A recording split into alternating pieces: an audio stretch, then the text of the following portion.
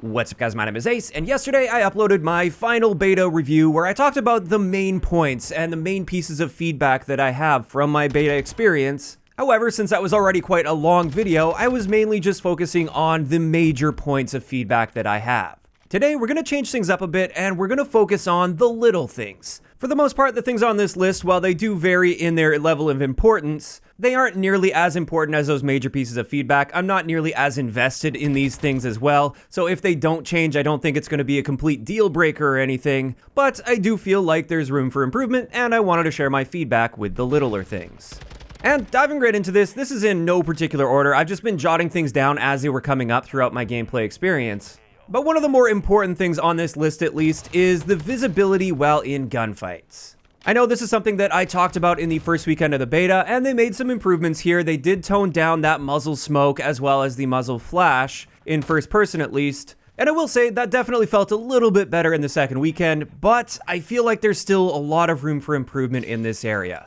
One of the big things that I don't believe was adjusted at all is the plumes of smoke that you see when a bullet impacts any surface, or just about any surface it seems like. Even if it's something where it doesn't make any sense for smoke or dust to be flying out of that, it does happen, and that can cause some visibility issues, especially when you have a stacking effect of multiple bullets hitting that. Additionally, when it comes to this visibility in gunfights, I still feel like the visual recoil in gunfights is really jarring and makes it very hard to track targets. Now, I think some people misunderstood me when I was talking about this in the first video. I'm talking about purely visual recoil, like your weapon in your hands bouncing around all over the place, or your screen shaking like crazy when you're shooting. I'm not talking about actual recoil. I like actual recoil. I like having to learn recoil patterns and having to actively counteract and control those recoil patterns. I don't like randomized visual recoil that serves no purpose aside from making it really hard to see, and this often prevents you from being able to make those fine adjustments to the actual recoil in order to stay on target. I feel like this is reducing the skill gap in a gunfight by a noticeable margin, at least at those longer ranges. Obviously, this isn't nearly as important in close range fights. Now, going off of this visibility in gunfight situation, I am going to talk a little bit about enemy name tags. We now had 2 full weekends with no enemy name tags, even though we still get blue dots above our teammates' heads, even if they're on the complete opposite side of the map through multiple walls.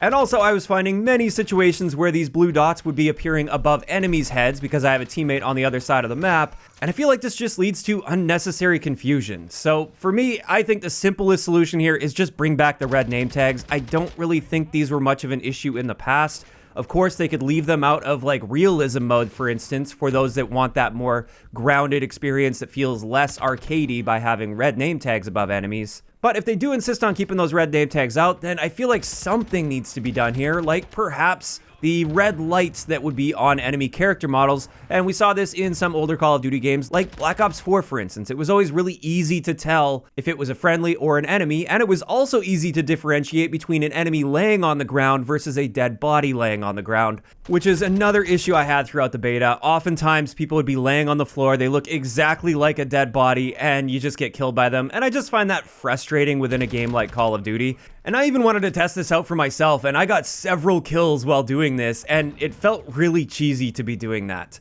Again, this might fit in like realism mode or other games with a different pacing and flow. I just feel like things tend to play better when you have either those red nameplates, or at the very least, some kind of an indicator on the character model that lets you know not only is that an enemy, but that's an alive enemy.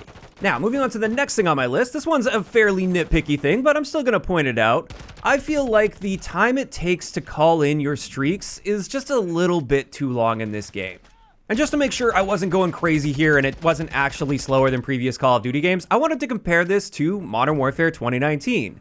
And in that game, in order to call in 2 consecutive streaks that are just basic recon style streaks, your gun would be down for a total of 3 seconds.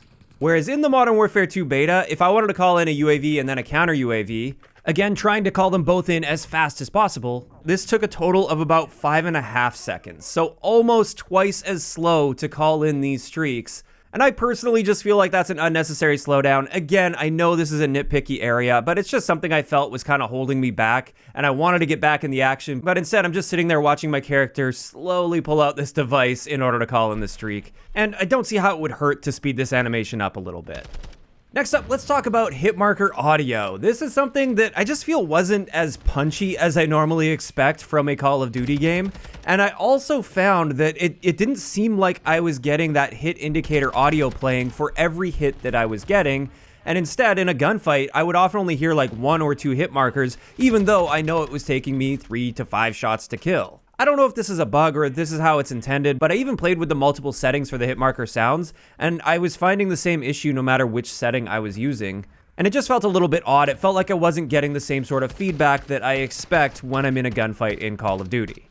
Next up, a fairly minor balancing issue with the bouncing Betty in this game. I noticed even if you go full prone, it seems like you still take damage even on flat ground, and I just don't feel like that should be the case. If you get crouched, I feel like it should reduce the damage to the point where if you're at full health, it won't be killing you. Whereas if you manage to get fully prone, I don't think you should be taking any damage at all from a bouncing Betty. That's how they've always balanced it in the past, and I always thought that was a great way to handle things. And I wish I could find the specific clip that I'm looking for here, but I distinctly remember one time where I was fully proned out with a bouncing Betty going off, and it was completely level ground as well, and I was still receiving damage from that, and I just don't feel like that should be the case. After that, let's talk about the play of the game being bugged once again, and it seems like it's the exact same bug we've been dealing with in Vanguard for a year. And this is that play of the game just seems to cut off at weird times. It like freezes before it finishes, it seems like, oftentimes right before all the good stuff happens, and I feel like it kind of defeats the purpose of having that play of the game. Honestly, while I generally prefer a play of the game system compared to a final kill cam system, at least in non-round based game modes, in the current state of play of the game, I'd rather they just return back to the final kill, because generally speaking, you're not really seeing a great play anyway, or you're only seeing half of that great play. After that one, let's talk a little bit about the spectating view. This is something I mentioned in my initial impressions after the COD Next event. But in the Modern Warfare 2 beta, they've changed up the spectating view so it looks like a helmet camera, which I think can look really neat and cinematic. And I think a lot of people really enjoyed this change of pace when it comes to that spectating view.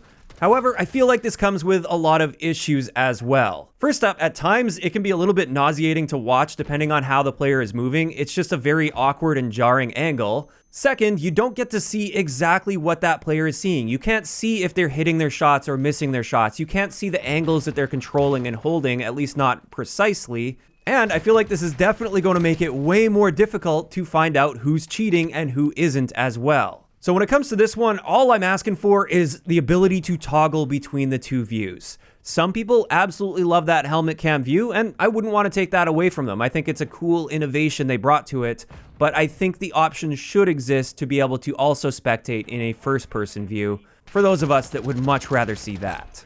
After that, let's talk a little bit about the chopper gunner in the game. This is something I found to be quite frustrating, and I don't believe this is their intended design decision, and I think this is going to change for launch, but I'm still going to bring it up in this video. The chopper gunner in the beta was locked in one position, and you didn't get to choose what that position was either. It seemed to be practically randomized, or maybe based on where you were positioned on the map when you called it in. But this essentially made the chopper gunner useless on certain maps and in certain situations because you just couldn't get any viable angles on enemy players.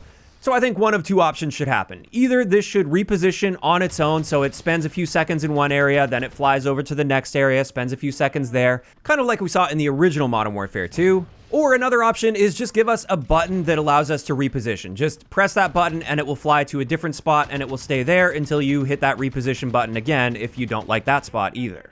As for the next thing, this has to do with the new Last Stand perk. I think they call it Survivor in this game. When you down somebody that has this perk on, I've noticed that it seems like if somebody else finishes that player off once they're already downed, as far as I could tell, they were the ones being awarded with the kill, and I personally think that's backwards. I think the person that downs them is the person that should be awarded the kill. The person that finishes them off should get the assist. And going off of that, something that I've always wanted to see since the introduction of the executions in Call of Duty, these came with Modern Warfare 2019, I think it would be great if they could work out some kind of a system to where the person that initiates an execution, as long as that enemy is dying at some point throughout that execution, I think the player that initiated the execution should be awarded the kill as well. So if I see a teammate that's executing an enemy player and I shoot the enemy player, I think I should get the assist and he should be awarded with the kill. that seems like it'll encourage going for those executions far more often, because many times I want to do an execution, but I also really want to make sure that I am the one that's awarded with that kill, so I just shoot them instead. Next up, when it comes to the little things, let's talk a little bit about the perk system. Now, I have covered my primary complaints and issues with this perk system in other videos, but there's one little thing that I haven't mentioned yet, where if they insist on keeping these perks that charge up in the game, I think there should be a method of checking the progress of that perk charge status at any time throughout the match. Because as it was in the beta, I think it would show your charge status every time you respawned into the game. So if you wanted to see where your perk's at, you have to go get yourself killed, and then that will show you where your charge status is. And it would also be popping up on your screen shortly before the perk is earned. So for the last 5 or 10 seconds or something, that charge status would appear down below, which lets you know that, hey, you're about to earn this perk in a few seconds. I think you should be able to check this status at any time without having to get yourself killed. And I think the simplest solution for this is just put it on the scoreboard screen. If I pull up the scoreboard in game, I think it should show my perk charge status right below as well. Next up, a quick little bug I noticed. The fire mode selector switch was often backwards. I don't know if this was for every gun or just some guns, but many times it would appear as though it was in full auto mode, but then it would be semi-auto and vice versa. I think that one's just a fairly obvious bug that will likely get worked out for launch, but I thought it was worth mentioning. And another thing that I wanted to bring up in today's video that is technically a little thing in the sense that it doesn't directly and severely impact the gameplay, but it's big in the sense that I feel it would be very important for a lot of people. I'm hoping for the launch of the game, we do end up seeing those advanced stats in the Gunsmith. And this is coming from somebody that financially benefits a lot from them not displaying these advanced stats. I still think the player should have access to these at their fingertips. If they put an attachment on, I think they should be able to see exactly what that's doing to their gun. They shouldn't have to come to a YouTube channel like mine in order to find that information out. We've had these advanced stats in the Gunsmith for 2 years now with Cold War as well as Vanguard, and this is something that was always heavily praised by the community, so I thought it was a big step back when we didn't have access to these stats in the Gunsmith for the beta build of this game. And with that, I've got just one last point I wanted to tag in at the end of the video here. I hope for the full build of the game, they bring in some kind of either map voting or map vetoing system.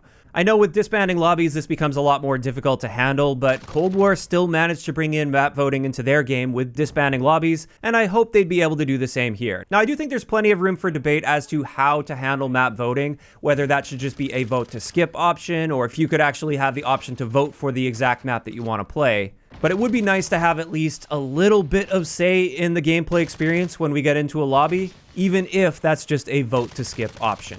And with that, that's going to wrap it up for today's video on a lot of the little things that I noticed with this game where they're not game breakers, they're not deal breakers by any means, but I feel like there's some room for improvement with these areas. And if they want the game to be the best that it can be, it would be nice if they could address at least a good handful of these issues. And with that, this is where I want to hear from you guys in the comments down below. First up, do you guys agree or disagree with anything that was on my list today? And second, what other fairly minor things would you like to see improved with Modern Warfare 2? We're not talking about the main things like the footstep audio and the spawn system and things like that. More so just the little things. If you enjoyed the video, a like rating is always appreciated. And don't forget to subscribe for more if you haven't already. I'll talk to you guys next time.